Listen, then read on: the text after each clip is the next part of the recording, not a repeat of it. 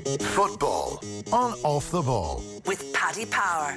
It's not quite a TikTok lip sync of Donald Trump, but it's a close second. Gamble responsibly. See dunlewy.net. Manchester City against Liverpool. Full commentary coming your way from 8:15 with myself and Brian Kerr. But between now and then, we're going to talk to John Giles, who's on the line. Evening, John. John, you there? Yeah, I can hear you, Nathan. We got you. Yeah, we can hear you now, loud and clear. Yeah. You're keeping well? I'm good, thanks, Nathan. Yeah, Good, still good to going. hear. Good, good. That's what we want to hear. So a lot's changed since we spoke to you last Thursday night. Liverpool, champions. It's been confirmed. An incredible achievement. 23 points clear of Manchester City ahead of this evening's game. We spoke a lot last week about how they did it and the power of the manager, Jurgen Klopp. But when you look at what he's done over the last 4 or 5 years, and I know it's tough to rank greatness, just how great a job has he done since he took over at Anfield? I think he's done a great job, Nathan. I mean, it took him a couple of, obviously 2 or 3 years to do it, because he went into Liverpool. There was a lot to be done, and he did it like all the great managers do, a little brick at a time, Nathan. And he's done it brilliantly, and I think he's made a foundation now to build a dynasty of, like Manchester United did, and Shankly and other man. Shankly particularly at Liverpool. So I think that foundation is there now, and obviously in the future years, Nathan, I think he will do it, unless he wants to go somewhere else. You never know what's going to happen in football, but I think the foundation is there now to dominate for the foreseeable future.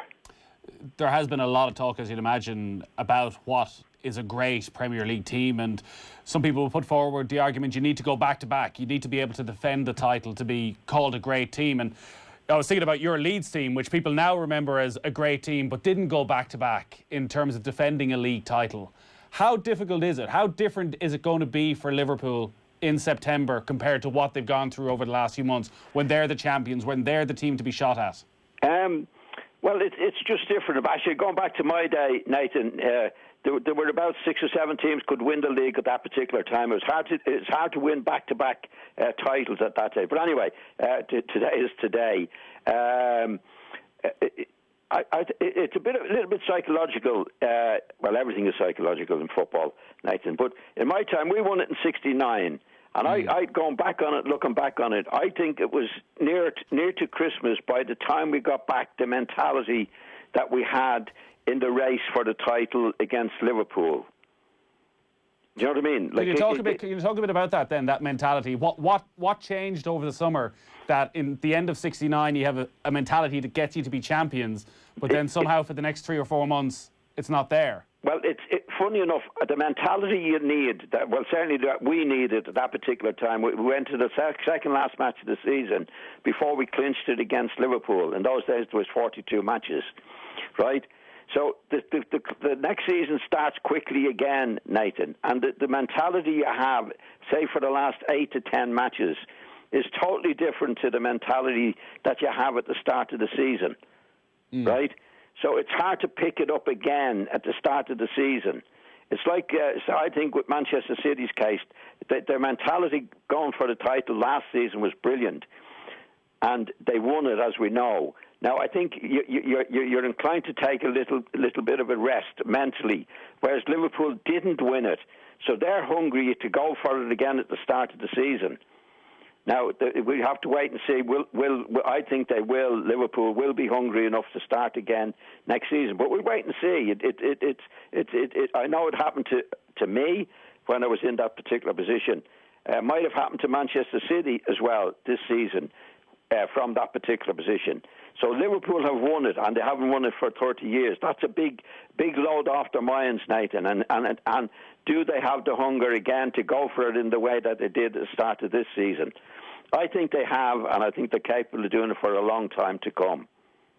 You talk about yourself there. Can you think back to what you would have done differently in, say, 1969, 1970? What could have been done differently in hindsight? I don't think it could have been done differently. It wasn't a conscious thing, you see, Nathan. Right. You know, we didn't come back at the start of the season and say, we won the league last year, we're going to take it easy. it wasn't a conscious thing. That it's just something that happens psychologically in as I think in any sport. Because there weren't many teams winning the league 2, 3, 4 times at a time at that particular stage, Nathan. You know what I mean? In my time, there were lots of teams that could win it. They didn't have a Manchester United dominating. They were challenged by Arsenal, but Liverpool under Shankly and that did go on to win it in the way that they did, which was brilliant. But it was no coincidence that when Don Revie retired, Bill Shankly retired.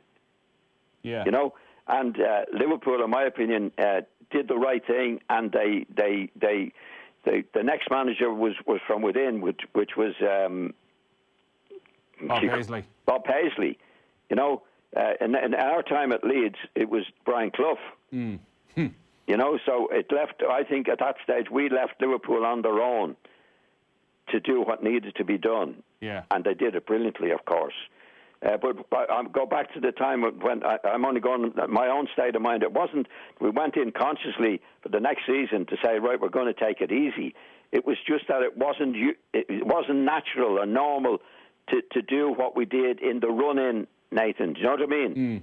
You're in a certain state of mind. It's like Liverpool and Manchester City last season. The two of them were brilliant. Now, Liverpool didn't win it, so they're hungry again start of the season, and Manchester City, in my opinion, weren't as hungry. Now, I'm only giving you my take on it, Nathan. Yeah. In other words, Liverpool didn't win it, so now they're hungry to go again to win it. City did win it, and I think weren't as hungry to go next for this season.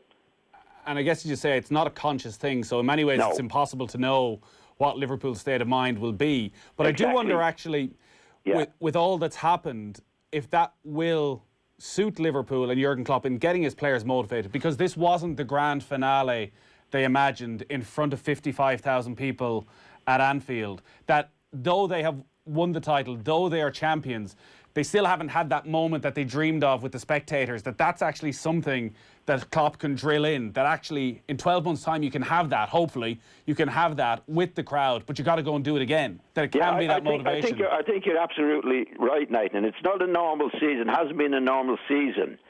There hasn't been a run-in now like there was last year for Liverpool to go and win it. I mean, they already had it won before we had this long break, and it hasn't been a normal season.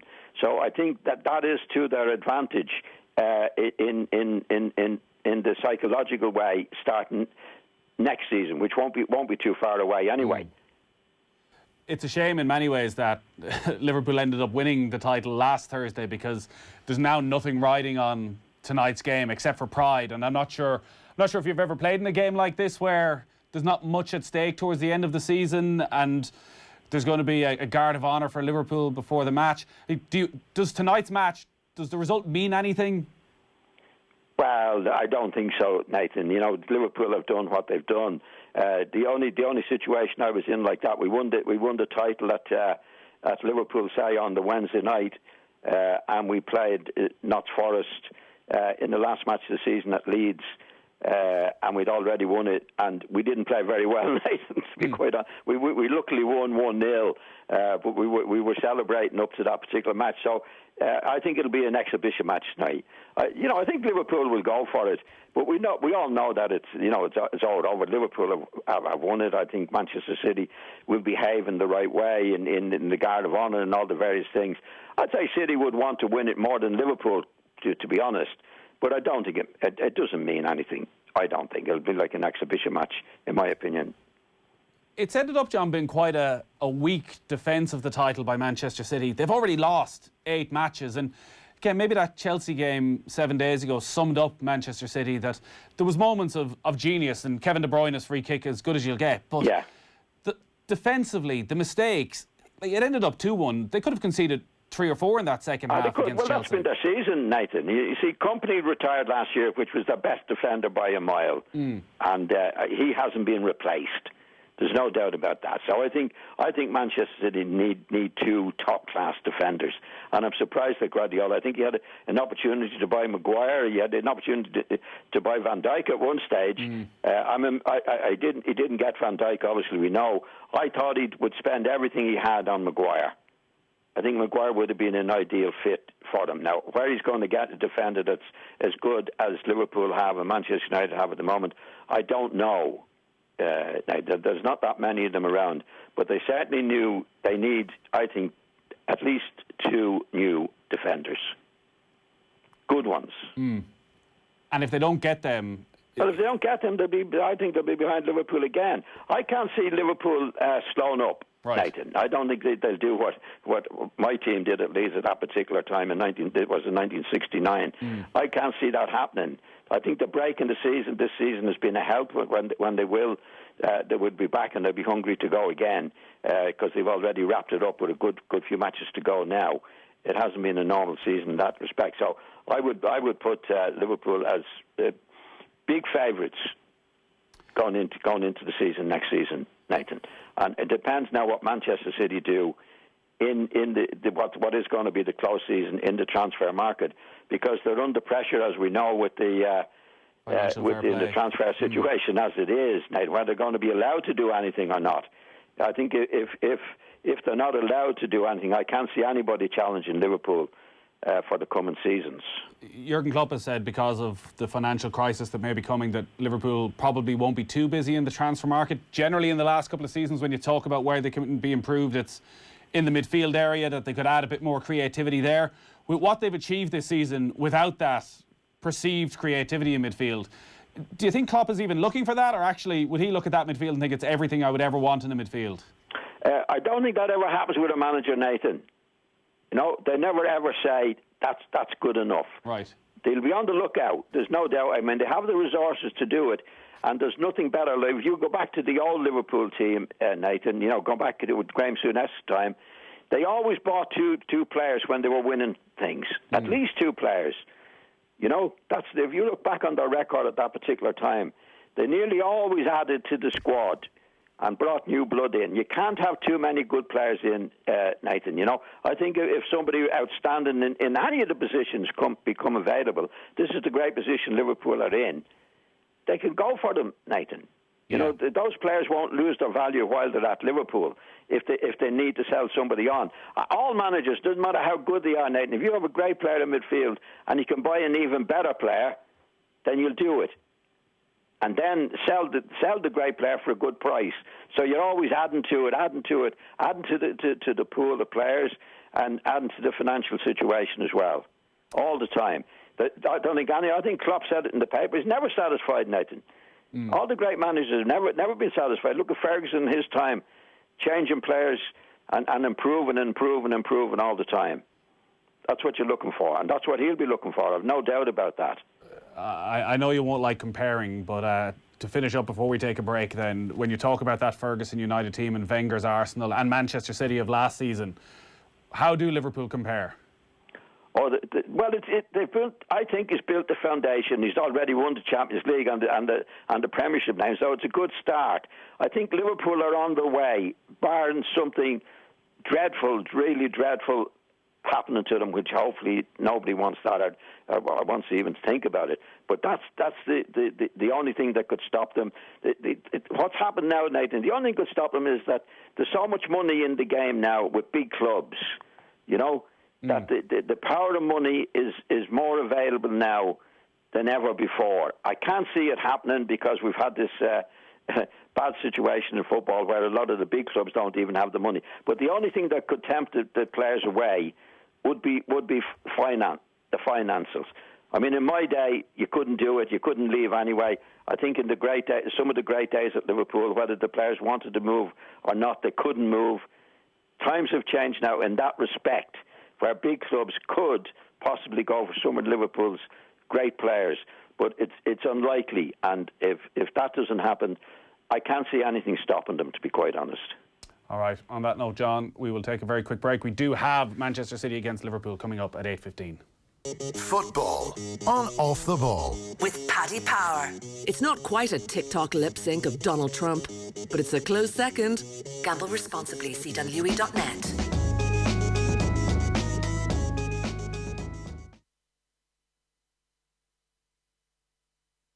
Football on Off the Ball. With Paddy Power. It's not quite a TikTok lip sync of Donald Trump, but it's a close second. Gamble responsibly. cwe.net.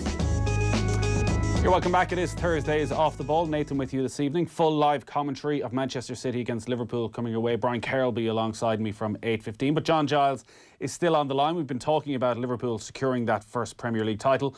John, I know you want to talk about a couple of the clubs a little bit further down the table because some of them have had really good restarts and a lot of talk about their managers and what they've achieved and whether they're getting the credit. One of them that's been fascinating is Burnley, who had that horrible night against Manchester City where they were beaten 5-0.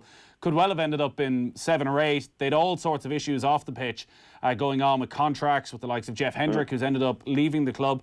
Yet they've managed to turn it around over the week or so since then. A couple of victories. They're 9th in the table. They still have a chance of qualifying for Europe. They're level on points with Spurs. What do you make of Sean Dyche as a manager? He's seen as quite old school in ways, never really linked with those top jobs. Is he underestimated? Oh, totally. And unfortunately, he's underestimated in his own club with the problems that he's had in recent time. I think Mike Garlick is the name of the guy who's his boss, which I believe has been behaving outrageous in an outrageous manner. As far as he should be down kissing his boots. This man should be kissing Sean Dyche's boots in the job that this guy has done at Burnley. It's absolutely amazing. He wants to do certain things, and he's gone public on it, Dyche, which a lot of managers don't do, Nathan, to say what the chief executive, I think it's the chief executive there, it doesn't want them to do. I don't know exactly what it is, but it doesn't matter what it is. He should be given the freedom to do whatever needs to be done. And I wouldn't be surprised if Dyche left now, Nathan. He's gone public on it. A lot of managers scared to go public, to go against the CEO. He's going to come out very, very strongly. He's got a couple of great results in the meantime. I think he should be in the running for Manager of the Year. Right. That good a job. Over the years, Nathan, and I think it's the right time for him to move. There are times in football as a manager when you're in a certain club and you've done certain things, move, get on, get out. And I think he'd just sit back and he'd get a much better job, I think, in my opinion, than he has at Burnley, particularly when he's not being appreciated in the manner that he should be and treated in the manner that he should be treated. I think he'll go, and I'd be surprised if he doesn't go at the end of the season. And with the record that he has, he wouldn't be in line for one of the top jobs, Nathan. But there's about 8 clubs, in my opinion, that would be after him. If he's leaving Burnley at the end of the season. Do you enjoy watching a Sean Dyche managed team? Nathan, it doesn't matter whether anybody enjoys watching them. It's what they do, and the Burnley supporters would enjoy watching them. I think he makes the most of what he has. It's not particularly attractive. It wouldn't be one of my favourite teams to watch. But that's by the way. What is he doing for Burnley? He's keeping them in the Premiership year in, year out, Nathan. Well, it's a very, very difficult thing to do. And actually, I think he's about 7th. What is he, about 7th in the league at the moment, is he? Yeah, 8th in the league on goal difference behind Spurs. Amazing. That's amazing. And the guy, any of the directors and owners at Burnley should be down on their hands and knees thanking him for what he's done. It's absolutely outrageous. So he's gone public on it. Other managers, if they go public, Nathan, it means he doesn't mind moving out. And certainly, for what it's worth, I would advise him to get out now. It's interesting. He used the words when talking about the possibility of going and spending this summer. He said it's a vicious circle, that you need to get out in front of this. You need to spend money to keep the likes of Jeff Hendrick. You need to go and at times, every couple of summers, buy a couple of premium players for 15, 20 million to stay in that 8th place. That's right. I guess on the other side, like Mike Garlick, the chairman that you're talking about, is thinking, well, we haven't spent that money and we're still in 8th place, so why would I bother? Well, I can understand where you're coming from, and I think that's a businessman's approach, Nathan. You know, businessmen are never satisfied with what the managers do. They always think they should be better. You know, years ago there was a lad called Alan Curbishley. I don't know if you remember him. Charlton, he was at Charlton, and he had a guy like that who was the thing. And one year he got rid of Curbishley because he said he was bored, finishing 12th in the wasn't the Premiership. I think it was the first division. He was bored because they were only finishing 12th in the first for the last 2 or 3 seasons. He got rid of Curbishley, and 2 years later he was in the 3rd division. Yeah. That's what happens. They take it for granted. This job that Dyche is doing is a remarkable job, and it should be appreciated. But you do get people like this guy at Burnley who says, so what? Why can't we be 6th? Why can't we be up there? That's the mentality that you get with these guys, that if Dyche leaves Burnley, I think they could be back in the 2nd and 3rd division in 2 or 3 years' time as well. But he's not being appreciated, and he knows he's not being appreciated. But he's in a position now, Nathan, that if he does leave, I think he'd get a much better job than the job he's doing at Burnley. And as you say, in terms of his own personal career and his ambitions, you got to strike when the iron's hot. And okay, he may not get a top 6 team, a top 8 team, but the likes of West Ham, where you're probably on a far higher salary and also with a far bigger transfer budget, may well be a club he could go to. Definitely. Yeah. And you're not going to be hot forever, as somebody like Eddie Howe has seen, where this time 12, 18 months ago was seen very much in the running, possibly for the Manchester United job, for the Tottenham job, and now Bournemouth are second from bottom. They're on a dire run of form. The real verve that they played with in the first couple of seasons in the Premier League just seems to be gone. The players looked really dejected. Watching them yesterday, there was no real life to them at all. Like, has Eddie Howe become a bad manager over the last 12 months? Has he made big mistakes as manager over the last 12 months? And how can you explain the decline of Bournemouth under him? Well, you can't perform miracles every year, Nathan. Well, you can, but it's very, very difficult to do. I mean, I think he's been doing it for the last 4 or 5 years. And a few years ago, I think he was in the running for the England team. You know, there definitely is a time to leave, especially in that situation. Actually, Big Jack Charlton always said to me and to other people, never stay longer than 3 years in the club. Because he said, when he went to Middlesbrough, he did stay 3 years because he got promotion, Nathan. I think he finished 7th in the league the first season, and I think 7th the next season, and one season he finished 8th. And the crowd got a bit onto him. And this is what he was trying to say. I didn't understand at the time. He said, there's a time to go. There's a time to go to a place, time to go in, and there's a time to go out. He said, because if you do well, like Howe has done over the last 4, I think he's performed miracles to keep them in the Premiership, Nathan. And I think there was, after 2 or 3 years, I think it was time for him to go. He performed the miracles. You can't perform miracles forever. And it's caught up on him now, in my opinion, and he could well be sacked by the end of the season. And if he does, if the board don't sack him, the supporters will. There's no sentiment. Donald said there's no sentiment in football, Nathan. And he's a good lad, and I think he stayed a little bit too long performing. You can't do it year in and year out. I mean, the only one that's done it really well so far is Dyche. Dyche has done it year in and year out for Burnley, and he's doing it again this season. Get out quickly. And I think I feel sorry for Eddie Howe and any lad that's in that position they're in, that miracles are expected in football. And he's done it for 5 years, and he'll just pay the price. Big Jack was right. Get out after 3 years, Nathan. Why, if the going is good, and get a better job. You know what I mean? Yeah, in other words, when he was at Middlesbrough after the 3 years, I don't know where he went. I don't think it was such a better job, but he did what he wanted to do anyway, because he said that supporters, when they finished 8th instead of 7th, were getting onto him a bit. Yeah, we've seen that with so many clubs, but it's definitely not looking good for Bournemouth. They still have to go to both United and City and have Spurs and Leicester at home before the end of the season. Yeah. Lost 16 of their last 21 in the Premier League. The defeat yesterday, obviously, was to Newcastle, who've had a brilliant restart. Unbelievable.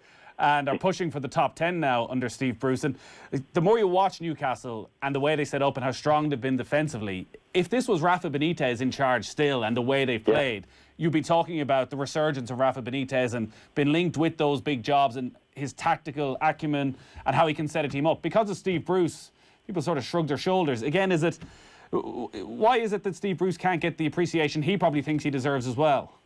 Well, the jobs he's done at the clubs that he's been in a few clubs, as we know, Nathan. You know, and I think he's always done it. I mean, he got sacked at Villa. He's been sacked at a few places. But I must be honest now, when he went into Newcastle this season, I thought to be relegated. He hasn't had the resources to do anything. He's done, I think, him and Dyche. I mean, there's no doubt Klopp is manager of the year and deserves to be manager of the year. I think Steve Bruce and Sean Dyche, for work that they've actually done in clubs are very, very difficult to do, should be in the running for manager of the year. Bruce has done a fantastic job. And if these guys sell, it looks like Newcastle's going to sell and they get big money in, they won't keep him. No, they're talking about getting Benitez back. Well, Benitez or Pochettino, one of these guys. But the only thing from his own point of view, Steve Bruce and Dyche, they haven't done themselves any harm, Nathan. Do you know what I mean? Steve Bruce, in my opinion, will get a better job if he goes, which he probably will at the end of the season, than the Newcastle job at the start of this season. I thought he was a definite relegation zone. I would have tipped him for relegation, Newcastle, with all the trouble that the club is in, all the controversy surrounding it. The supporters didn't want him. He didn't have any money, and he's doing what he's done. It's fantastic. Him and Dyche, I definitely should be up there for manager of the year. Brilliant jobs, and he hasn't done himself any harm, Bruce. It might be time to get out anyway. You know? Yeah. Well, the going is good, as you say. Oh, yeah, there's no sentiment in football. It's a hard... Management is a hard game. Very, very difficult game. And these two lads have done themselves proud to get themselves in a position that they're in from the start of the season. There's no doubt about that. Just before we finish up, John, I just wanted to talk to you about Theo Foley, who sadly passed away this week. You would have played with him during his time with the Republic of Ireland. What sort of character was he?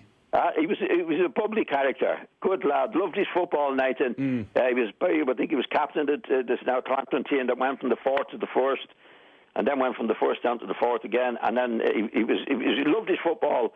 And he was a huge part, I think, with George Graham in national success when he was there as coach. One of the good guys.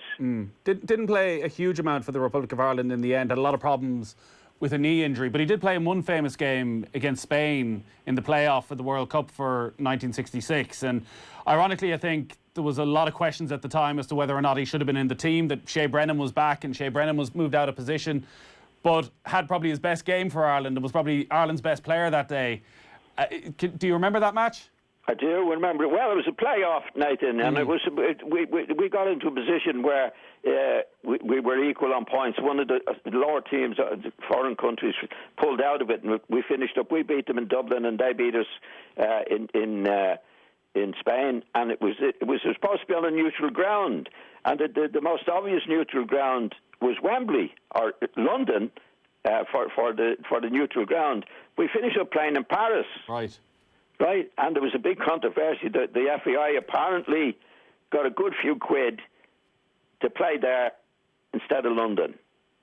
Okay. Right, and Theo was, Shea Brennan would play it right back, and Theo played in the middle of the field, marking Luis Suarez. Is that the guy? Yeah, their star man. Yeah, and he played well. They beat us 1-0, and we were well in the game, Nathan, you know. Well, I think the story was that Theo went off injured for a couple of minutes to get treatment, and while he did, Luis Suarez scored the goal. I don't remember that. Yeah, I think that might be a bit of a tale, Nathan, to be honest. But it was a very close match, and Theo played well in it. You know, we got a hiding in Seville, and we played in Dublin and won 1-0. I think and Seville we got a hiding in Seville. And then we played in the playoff match for the '66 World Cup and in Paris. And that was Theo's big match. We had Alan Smith, the former Arsenal striker, on the show earlier in the week talking about Theo Foley and reminiscing and talking about how highly regarded he was at Arsenal. I think they paid tribute to him as well before their match last night. Yes. And obviously a key figure alongside George Graham. It was that old school manager-assistant manager relationship, it seems, where you had the tough, hard master in George Graham and then the good guy of Theo Foley who kept things going and had that very close relationship with the players. Yeah, he'd be made for that, Nathan. You know, he was that type of lad. I don't think he wanted to be a manager, but he'd put his arm, you know, this is the old saying, put his arm around the players and lads who had been left out of the team. I think he was brilliant for George in that respect, that he got on well with the lads and had the respect of the players, obviously, but he'd be the one that they could go to, and he was good at that, very good at that. Yeah, very sad news, the passing this week Yes. of Theo Foley. Yeah. John, pleasure to talk to you as always. We'll talk to you next Thursday. Yeah, thanks, Nathan. All right, that is John Giles, as always, with us every Thursday evening here on Off the Ball. Quick break, and then we're back with full live and exclusive commentary. Manchester City against Liverpool is up next. Football on Off the Ball. With Paddy Power. It's not quite a TikTok lip sync of Donald Trump, but it's a close second. Gamble responsibly. See Dunlewy.net.